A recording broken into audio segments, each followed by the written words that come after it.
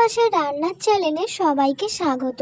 আজকে বানাবো দু রকমের মাছ দিয়ে আলুর ঝোল। ভিডিওটি দেখতে থাকুন। উনুনের মধ্যে আমি কড়াটা বসিয়ে দিয়েছি, দিয়ে কড়ায় মাছ ভাজার জন্য পরিমাণ মতন তেলও দিয়ে দিয়েছি। তেলটা আমি কড়ার চারপাশে ভালোভাবে নেড়ে নিয়েছি। এবারে আমি এক এক করে মাছগুলো ভাজার জন্য কড়াই দিয়ে দিয়েছি।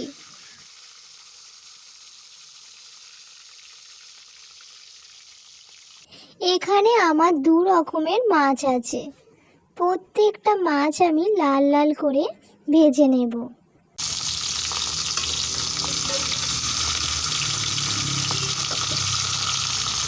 মাছগুলো আমার এক পিঠে হয়ে গেছে এবং আমি আর এক পিঠে উল্টে দেব।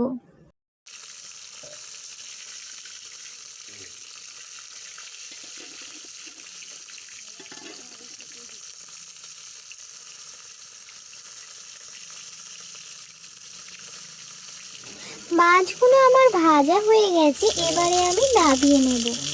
ওই তেলের মধ্যে আগে থেকে কুটে রাখা আলুগুলো আমি ভেজে নেব।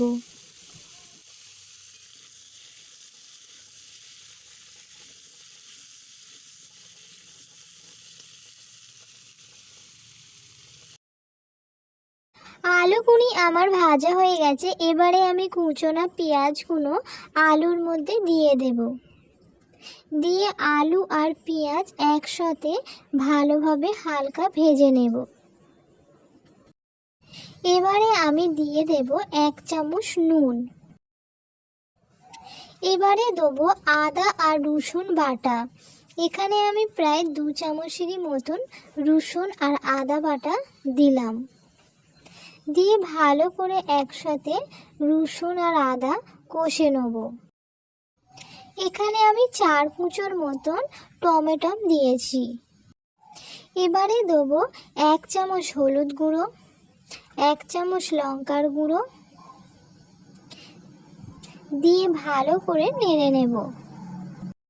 পরিমাণ মতন আমি জল দিয়ে দেব। আমার এখানে মাছের তরকারিটা খুব সুন্দর কালার এসছে।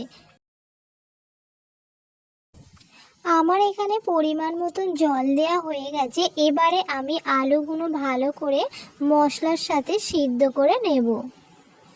আমি এখানে এতগুলো মাছ ভাজা এবারে দিয়ে দেব। জাল ফুটে উঠেছে। আপনারা বাড়িতে এই রকম দু রকমের মাছ দিয়ে আলু দিয়ে একবার ঝোল করে খেয়ে দেখবেন, ভালো লাগবে। যদি আমার এই রেসিপিটা ভালো লাগে অবশ্যই লাইক, কমেন্ট, শেয়ার এবং সাবস্ক্রাইব করতে ভুলবে না। এবারে আমি নামিয়ে নেব।